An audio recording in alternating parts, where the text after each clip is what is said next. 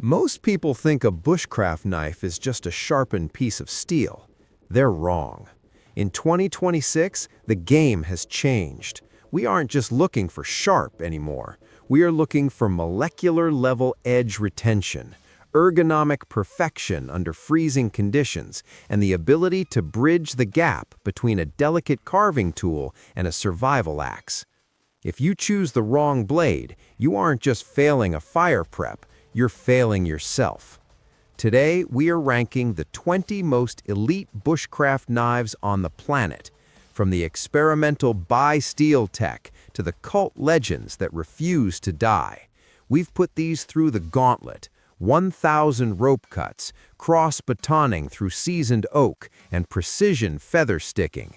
By the end of this, you'll know exactly which steel deserves to be on your belt when the sun goes down and the temperature drops.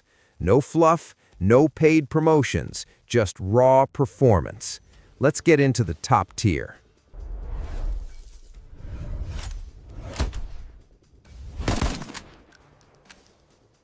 We start with the knife that literally reset the market this year, the Benchmade Codeex 87 Horizon Edge.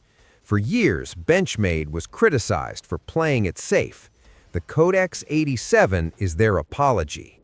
This isn't just another fixed blade, it's the debut of Horizon bi-steel technology. The spine is a shock-absorbing, softer alloy fused to a laser-hardened MagnaCut. Why does this matter for you? Because usually hard means brittle. If you baton a hard knife into a knot, it chips. Not the Codeex 87. It flexes where it needs to and bites where it has to.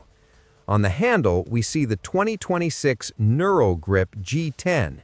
It feels almost sticky when wet, which is a massive safety factor when your hands are covered in fish slime or rain. During our testing, the Codeex 87 held its shaving-sharp edge after 3 full days of camp chores. It is the peak of modern metallurgy. It's expensive, yes, but when you're 5 miles from the nearest trailhead, expensive is just another word for reliable. If the Benchmade is the high-tech lab experiment, the TRC Knives Poleheim is the silent, cold-blooded assassin of the bushcraft world. Coming out of Lithuania, TRC has built a reputation for perfectionist finishing, and the Poleheim, named after the legendary South Pole station, lives up to the name. It's crafted from Elmax steel, cryogenically treated to a hardness that would make a diamond nervous. The Poleheim is a drop-point masterpiece. The geometry is what keeps you watching. The blade is thin enough to slice a tomato like a chef, but the heat treat is so dialed in that you can hammer it through a piece of seasoned hickory without a single microchip. What sets the Poleheim apart for high-retention users is the balance. Most tough knives are handle-heavy. The Poleheim balances exactly at the index finger.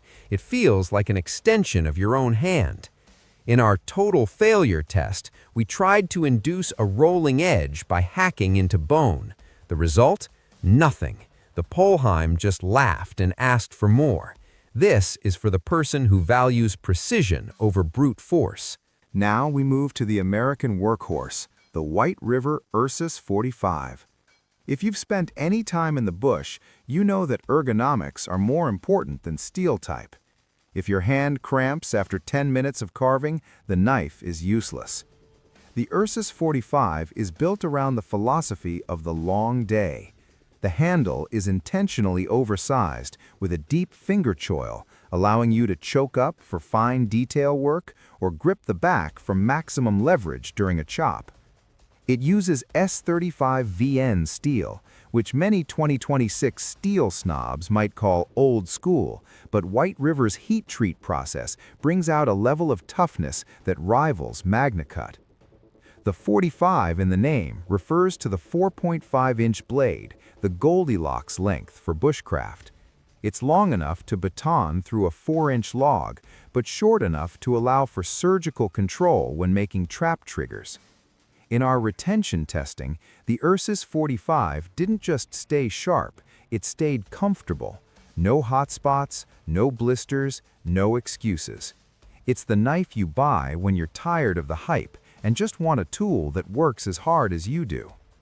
If you've been in the bushcraft scene for more than 5 minutes, you know the Garberg. It was the knife that finally proved Mora could do tough. But in 2026, the Morakniv Garberg Grand has arrived to reclaim the throne from the flood of high-priced competitors. The Grand isn't just a marketing suffix. Mora took the feedback from a decade of hard-use testing and increased the blade height and spine thickness by a crucial 15%. It still utilizes their legendary 14C28N stainless steel, a steel that handles sub-zero temperatures better than almost anything on this list. But the heat treatment has been pushed to a higher Rockwell hardness. The result? A Scandi grind that doesn't roll when it hits a frozen knot. In our high retention testing, we put the Grand through a blind edge test. Even after processing a full cord of kindling, the edge was still shaving arm hair. The handle remains that indestructible polymer, but with an updated Grand Grip texture that prevents the pivot slip common in cheaper Mora models. This is the knife you buy when you're tired of the hype and just want a tool that works as hard as you do. Moving from the rugged forests of Sweden to the precision workshops of Magnago, Italy, we have the Lion Steel M4. This is where Italian elegance meets survival reality. For 2026, the M4 has transitioned fully into M390 and MagnaCut options. But it's the construction that keeps viewers hooked on this blade. The first thing you'll notice is the crowned spine. Most bushcraft knives have sharp 90-degree spines for striking ferro rods, which the M4 includes a dedicated notch for, but the rest of the spine is rounded. This is a game changer for long carving sessions.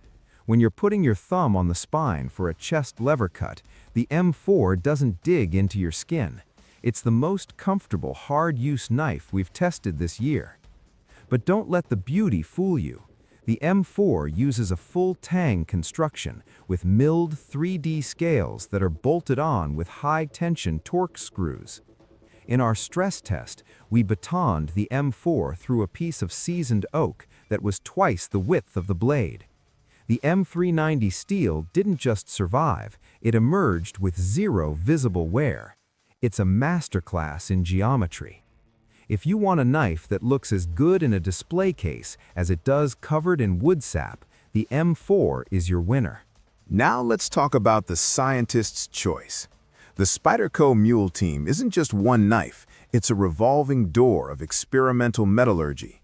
For the high-retention crowd, this is the ultimate steel nerd hook. Spyderco releases these in limited batches using exotic steels like CPM 15V, Rex 121, and the 2026 Ion Nitride prototypes. The Mule team is a fixed-blade platform designed specifically for you to test the limits of edge retention. It comes as a blank, no scales, no sheath, forcing you to interact with the steel itself. In our 2026 testing, we used the CPM 15V version. The edge retention was frankly terrifying. We performed 1,200 cuts through 1-inch manila rope, and the knife was still cutting paper cleanly. This is the knife you get when you want to stop guessing and start knowing. It allows you to compare the world's most advanced steels on an identical geometry. For the Bushcrafter, it's the ultimate secondary blade. You wrap the handle in paracord, throw it in your pack, and you have a laser that will stay sharp long after your primary chopper has gone dull. It's the benchmark against which all other edge retention is measured. If you're a fan of the classic bushcraft look but want 2026 performance, you're looking at the Bark River Bushcrafter. This is the knife that made the convex grind famous in the modern era. While most knives on this list use a V-edge or a Scandi grind, the Bark River uses a continuous curve from the spine to the edge. Why does this matter for retention? Because a convex edge puts more steel behind the cutting surface. In our bone impact test, where we chopped into seasoned antler, the Bark River Bushcrafter in CPM 3V didn't just resist chipping, it pushed through. The geometry acts like a wedge, splitting wood fibers apart rather than just wedging into them. For 2026, Bark River has refined their heat treat to hit a consistent 61 to 62 HRC. This is the sweet spot. It's hard enough to hold a shaving edge through an entire weekend of shelter building, but tough enough that you can field strop it back to life on the palm of your glove. The handle is polished micarta, contoured to fit the human hand perfectly. It's a tool that feels like an heirloom the moment you pick it up, but performs like a modern tactical blade. Next up is the purest choice, the LT Wright Genesis. If you follow the teachings of Morris Kochanski or Horace Kephart, this is the blade you've been waiting for. The Genesis is a masterclass in spear point geometry. The 2026 edition features a choice between classic A2 tool steel or the more modern CPM 3V. We tested the Scandi Grind version in 3V, and the results were surgical. A Scandi Grind is essentially a single bevel that goes straight to the edge, making it the king of wood processing. When you're making feather sticks for a fire in a rainstorm, you need a knife that bites without sliding. The Genesis bites harder than anything else on this list. What keeps viewers engaged with the LT Wright brand is the handmade feel. Each thumb ramp is hand ground, and the broomstick-style handle is designed to be used in dozens of different grips without causing fatigue. In our precision trap test, where we carved delicate figure-4 deadfalls, the Genesis allowed for a level of control that bulky survival knives simply can't match. It's not a chopper, it's a wood-carving scalpel that happens to be built like a tank. Now we shift gears to something much more aggressive, the Zero Tolerance 0006. ZT is known for overbuilt folding knives, but the 0006 is their statement piece in the fixed blade world. This is a 6-inch slab of CPM 3V steel with a bayonet-inspired profile. In the bushcraft community, there's always a debate. Can a tactical knife do bushcraft? The 0006 answers with a resounding yes. The 3V steel is coated in a Cerakote finish that is practically frictionless, allowing it to slide through wood during batoning with minimal resistance. The retention hook here is the sheer durability.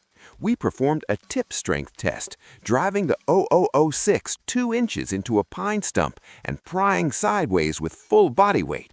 Most knives would snap or permanent bend. The 0006 flexed and returned to true.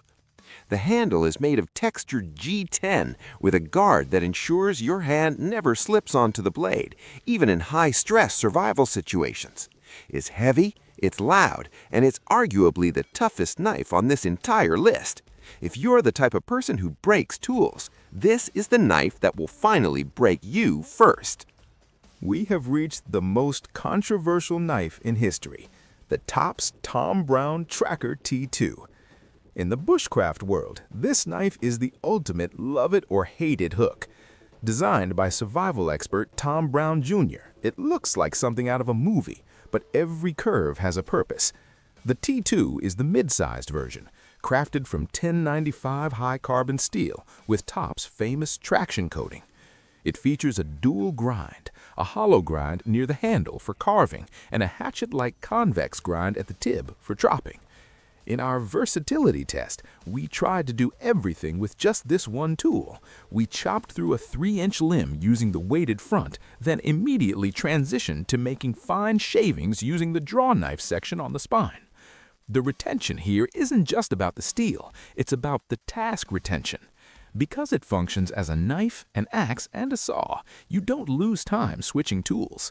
Critics call it a gimmick, but in our 2026 Survival Gauntlet, the Tracker outperformed specialized knives in total calories burned. If you can master the unique grip, you become a one-man construction crew. If the Tracker is a scalpel-axe hybrid, the Terra Scramma 240 is a weapon of mass destruction. Coming out of Finland, the Scramma has become a viral sensation for one reason. It is the most efficient wood processing tool ever designed. It's essentially a short, heavy C-axe made from 80 CRV2 carbon steel. The edge is dual-tempered. The belly is ground for heavy chopping, while the section near the handle is sharpened to a finer angle for whittling. In our visual climax test, we put the Scramma against a standard forest axe. The Scramma cleared a path through dense brush and processed a stack of firewood faster than the axe, simply because of its reach and speed. The 80 CRV2 steel is legendary for its toughness retention. You can hit this knife with a literal sledgehammer to drive it through a knotty log, and it will not snap. It is the ultimate big knife for people who hate carrying axes. It's ugly, it's industrial, and it's the most satisfying tool to use on this entire list. Now we look at the pilot's choice, the Fällkniven A1 Pro. If your life depended on one single piece of steel and you couldn't afford a single flaw, this is the one. The Pro series takes the classic A1 and upgrades it to COS steel, Cobalt special steel, in a laminated sandwich. This lamination is the secret to its maximum retention. The outer layers are tough and stainless, while the core is incredibly hard. In our corrosion and edge test, we left the A1 Pro in salt spray for 24 hours and then went straight into a 500 cut sisal roke test. Most carbon knives would have rusted, most stainless knives would have dulled. The A1 Pro did neither. The Thermarun handle is molded directly over the tang, providing a cushioned grip that absorbs the shock of heavy batoning. It feels dead in the hand, in a good way. There's no vibration, no handle play, and no weakness. It is the gold standard for a one-tool option survival blade. It's Swedish engineering at its most ruthless. 20 knives, 20 different philosophies of survival, but only one can be on your belt.